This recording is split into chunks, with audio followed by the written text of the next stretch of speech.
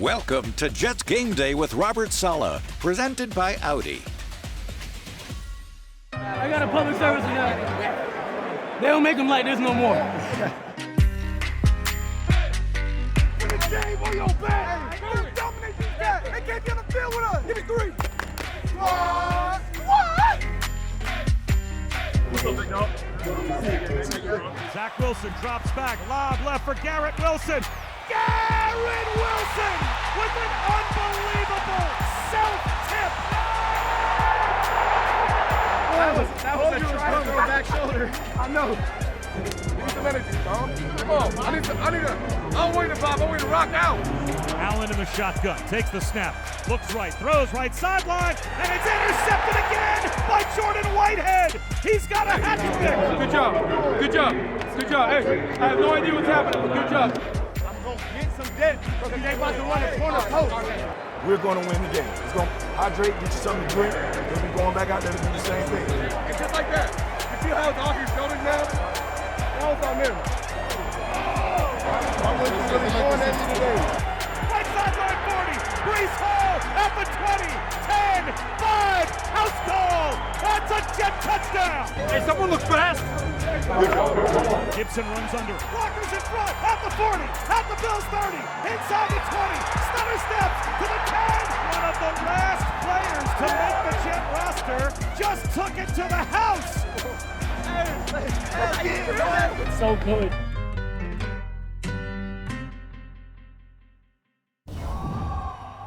Welcome to a special Halloween-themed Jets Game Day. Eric Allen alongside the Bash Brothers. That's Brian Baldinger and Bart Scott. Fellas, bragging rights at stake this weekend, Baldy. Jets-Giants. Giants are playing much better football. Don't look at the record. Don't look at anything because last week they got explosive plays on offense and defensively, even with two rookie corners. They kept the Washington Commanders to one touchdown. They're playing much, much better. So the Jets have to be really prepared for this one. Jets have a chance at a third consecutive victory and move over 500 if they do secure that victory for the first time this season. Listen, the AFC is wide open, and that's why it's important to understand what the inner city rivalry is all about, going against Big Blue, but really getting over one game over 500 and closing the distance in between the Buffalo Bills that are struggling right now. Miami's coming off of a tough loss. The Jets have made it through the tough part of their schedule, but they can't overlook Big Blue. They're starting to find their footing and get confidence. Let's go inside the numbers presented by the New York Lottery. Our first number, Baldy, is 3. The Jets' rushing offense has averaged 143.7 yards per game, the third best in the National Football League over the past 3 games. Let's face it, Brees is a beast right now. And we know that he's just gotten stronger and stronger as the season has gotten on. And I feel like they found some runs now, especially with the way Mekhi Becton is moving people at the line of scrimmage. I mean, I think you just got to feed the beast. The man giving the ball to Brees Hall is Zach Wilson. Over the last 3 games, Bart, Zach Wilson has improved his completion percentage by almost 15% and his passer rating by over 30 points. Well, you got to give a lot of credit to Nathaniel Hackett being creative on the offensive side, a lot of shifts and motions, a lot of personnel groupings, but also running the ball, making him feel secure and getting him in an early rhythm as well. He's throwing the ball on time, he's seeing the field well, but the offensive line is gelling at the same time. All good things are coming together. Speaking of good things, disciplined, Baldy. Our third number here is 39. The Jets are averaging 5.83 penalties per game, just 39 yards of penalties per game. That's third in the National Football League. Well, that's hidden yardage. And those kind of things set you back. It knocks you off schedule, especially if it happens on offense. When it happens on defense, it's giving a team first downs. They're able to sustain offense. When you can stay away from beating yourself, then you can concentrate on beating the opponent. Yeah, no doubt about it. The Jets have been great in hidden yardage this year, both from a discipline department and on special teams. Let's find out what's brewing. Here's Caroline Hendershot and Ethan Greenberg. It's time for What's Brewing, presented by Dunkin'. The Jets run on Dunkin'. All right, Ethan, Jets are back from the bye, feeling rested, ready to attack the second half of the schedule, but they're starting things off with some crosstown rivals. I'm glad you mentioned the second half of the schedule because there's a theme in second half of games here for the Jets and Giants. For the Giants, they average 6.6 points per game in the second half. That's the second worst mark in the NFL. For the Jets defense, however, they rank third best in second half points allowed. They've only allowed 31 points over 6 games in the final 2 quarters. That is crazy. Sheesh, they're only picking up steam. They're not slowing down whatsoever. Okay, I want to talk about the Giants defense, though, because they got off to a slow start, allowed more than 30 points per game in week 1 through 5. Now, though, they're starting to pick up steam. They have allowed the fewest points per game since week 6 with only 10.5. Okay, tip of the cap to Wink Martindale, but also tip of the cap to Jeff Ulbrich. 2 different style of defenses, but this Jets defense, they get a pressure rate of 41.9%, Caroline. That's the 3rd highest in the league. What makes this extra interesting is that they have the 2nd lowest blitz rate in the NFL at 18.7%. Wow, so they are just attacking every play. And the Giants have allowed 37 sacks, so I think that this D-line is going to be eaten today. I think so too. Coming up, Eric Allen will sit down with Jets head coach Robert Saleh. Jets Game Day with Robert Saleh is presented by Audi. Visit your tri-state Audi dealer to get behind the wheel of yours today, or visit AudiOffers.com for more information. Game Day with Robert Saleh is brought to you by Moody's, proud partner of the New York Jets. Last night I talked about the things that inspire me. The things that inspire me, that the people in my life. Y'all inspire the shit out of everybody in this league. Every single play, the way the resolve, the fight, defense going out there, pitch a fucking shutout in the second half.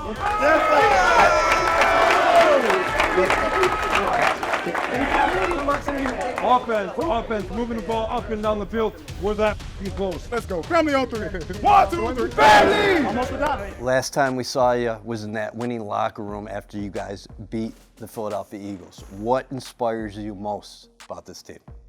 You know, the amount of love and appreciation I think each player has for one another, the position groups, the units, the team, the way the offense supports the defense and the defense supports the offense, and the way they both support special teams, and the sacrifice they've made for one another. You don't do that unless you just have an appreciation and love for your teammate.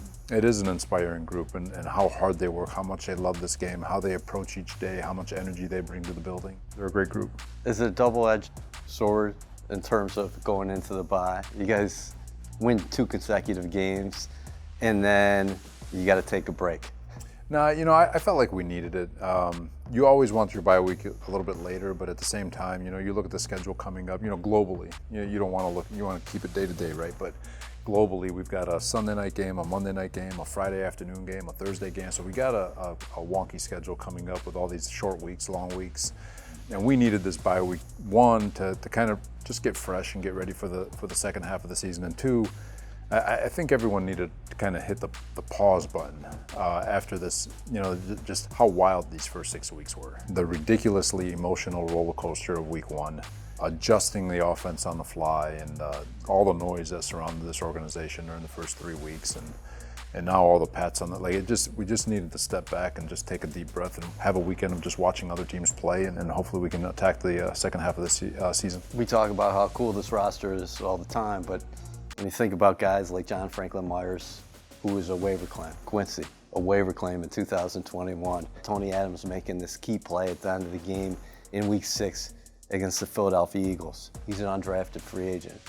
How about Xavier Gibson now, undrafted free agent? You can throw Huff in there, yes. Undrafted free agent. There's a lot of guys, but credit to them, credit to Joe and his staff in finding these guys, you know. But Xavier Gibson, his approach to the game is like a 5-year veteran. You know, I mean, he is locked in. He's got a ways to go. He's got to refine his route running ability in the slot and all that stuff. But you can't refine it unless you're getting those reps. And the intention is to help him get, is to make sure he's getting those reps to continue to develop and become the player that we think he can be. How good has this special teams unit been throughout the year? And how much do you emphasize hidden yardage? For my money, you got the best kicker duo in the National Football League, and your coverage units have been outstanding, and we've seen what X has been able to do as a return man. Those hidden yards are enormous. Morstead's been punting the heck out of the football. And the way the special teams unit has been both punting the ball and returning the ball, and then obviously Z has been fantastic kicking the ball. I've always said, you know, Let's go into a game, for example. You kick the ball off, team takes over at the 25-yard line. You go 3 and out, they punt the ball. Xavier catches it and he returns it about 10 yards. We get up, 3 and out. Morstead punts the ball, puts his foot on it. They got a fair catch it because our gunners are ripping and rolling on the outside. They catch it. We do that exchange twice. All of a sudden, they're taking possession at the 10-yard line, but we're taking possession at midfield. It's like, well, what the heck happened? They're both gone 3 and out.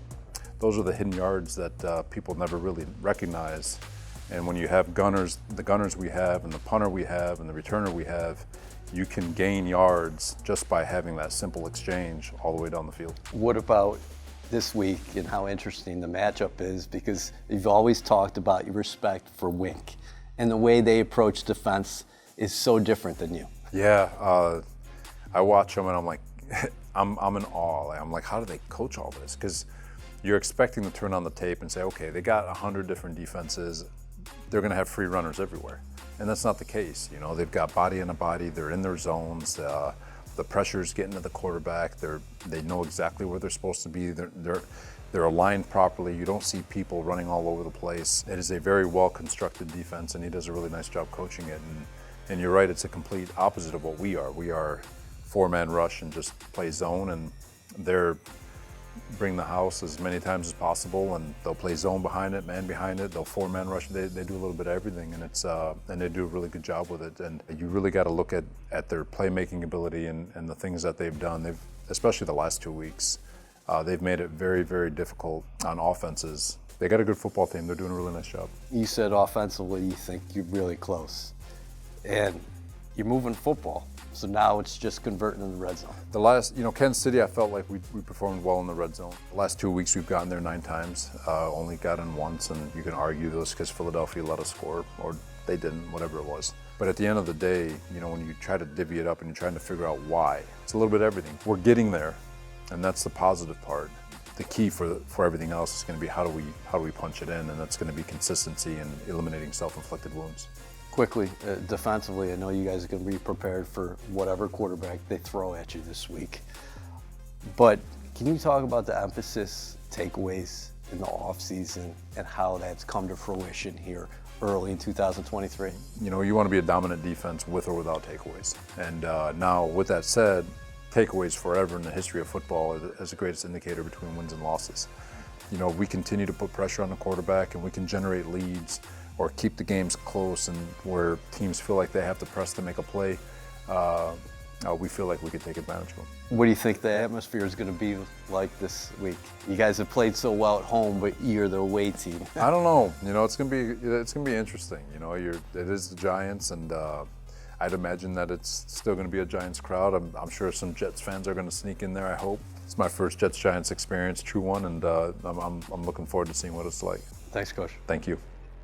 This exclusive interview with Robert Saleh was presented by Audi. Visit your tri-state Audi dealer to get behind the wheel of yours today, or visit AudiOffers.com for more information. Coming up, Bart Scott and Brian Baldinger will break down the key matchups for this weekend. From Staten Island, what's up? Dude, we're 3-3. We have good players. We're only gonna get better. The Jets have everything right there in front of them to take that next step. Above the Giants, above every team in the NFL. They take on the Jets this week, and that defense is so much better. The middle not going anywhere. And there he is, Quinnen Williams, the big man. This is the most anticipated Jet-Giant game in well over a decade. I don't about no big brother, little brother. I want to win. Looks left, throws into the end zone. Caught! That's a Jet touchdown. I can't wait. Is it Sunday yet?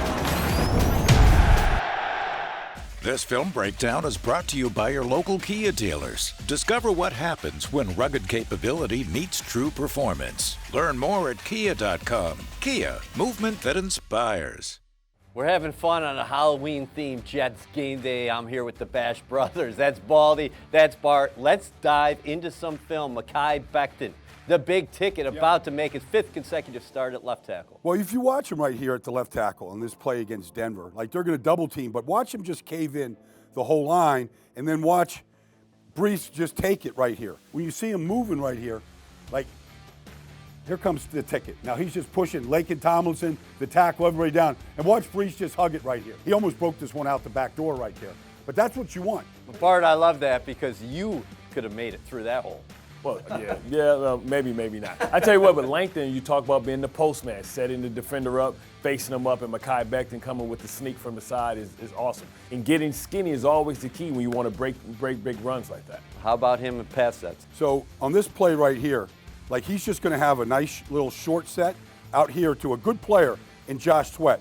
And so sometimes you got to change up your sets. Like come out here quickly and just give him a good quick punch and then gather and then reset. Like that's a good punch. Now you just wait for him. And then you just let Zach go do his thing. But on the backside, Zach feels completely protected. Quick set, all right, ball's gonna come out on time. It's nice. I love the patience on that one, right? He didn't come out and fire off, even though he had that leg back in case he was going to get that speed rush. He was patient with it. He held his punch, and he threw it in. And that's what guys waiting for you to extend those arms so they can slap the arms down and get around you. He stayed square to the line of scrimmage, and he opened up beautifully. Good job. That's scary film for any defender in the National Football League. Mekhi Becton, he's playing at a high level. Don't go anywhere. Bart and Baldy will put their coaching hats on and deliver the winning game plans. Jets Game Day with Robert Saleh is brought to you by MetLife, the official insurance company of the New York Jets. This segment is presented by the official digital transformation partner of the New York Jets, HCL Tech, supercharging progress. Welcome back to Jets Game Day, Week 8 of the Fantasy Corner. Well, the Jets didn't play last week. Your fantasy teams did. So don't worry, they're back in action this week. Taking on the Giants. Ethan, who should the fans have their eyes peeled for? Well, there are two star running backs in this game between Saquon Barkley and Breece Hall. If you have either of them, you're definitely starting both. But I'm going to tell you why Breece Hall is the better start today against the New York Giants. One, he averages 6.5 yards per carry. That leads the league, okay? The Giants allow more than 5 rushing yards per attempt. Two, the Giants have allowed the second most rushing yards in the NFL. The cherry on top of the sundae is that the Giants have allowed 10 rushing touchdowns. That is the third most in the NFL. Breece Hall, an absolute must start today. I know we talk about Breece Hall a lot, but it's because he's that productive. Okay, I'm going to go cross town into enemy territory. I'm going to go with Graham Gano, and that's because the Jets defense ranks 4th in red zone efficiency. The Giants offense is tied for 31st in red zone efficiency. So in my book, you're going to be seeing a lot of Graham Gano. He's also made all of his extra points this season. He's made 71.4% of his field goals, and his longest one was from 57 yards. Honestly, if you have Gano or Greg Zuerlein, another big leg, definitely both good plays today. 100%. All right, well, we hope that helped you set your lineups, and we will see you at 1 p.m. for kickoff. Today's game plan is presented by the official digital transformation partner of the New York Jets, HCL Tech, supercharging progress. It's going to be a spooky Sunday for either the Jets or the Giants. Let's get into our game plans right now with Brian Baldner and Bart Scott. Baldy, the Jets are running the football, but we know what the Giants are going to do. Wink is going to send everybody and then find a couple people in the stands and send them as well. Well, what he's trying to do is speed up the process, and he's trying to disrupt the timing between quarterback and receivers. But you've got to stay with your belief that you can run the ball against this team. That's where it starts. And then the one thing about Zach Wilson these last 3 games, he's taking care of the football. Like, you can't give them extra at-bats in this game. Bart, defensively, the Jets will match up with the Giants offense that hit on the big play against Washington, but also hasn't been able to score much points in terms of big numbers. Yeah, they were trying to get explosives, and they're not cashing as much on the red zone, but you have to make sure you set the perimeters. You think about, Justin Pugh coming right off the counts. It's time to make sure that he understands that he hasn't played a lot of football. He hasn't played tackle in a long time. They're going to have to continue to try and wear him out. Well, they can't, get cocky and look at, the record and where, the Giants have been. They have to see where they are right now and say, hey, they're playing with a lot of confidence and they could pose some problems. Baldy, the Jets are favored for the first time this season. Well, look, I mean, that's for another faction. I mean, all they care about right now is playing the best football. They're coming off a bye week. They should be rested, coming off a huge win. I mean, everything is pointing to the Jets, but you got to go out and take care of business. Jets, Giants, it's a Halloween fun fest. We'll see what happens this weekend. Enjoy it.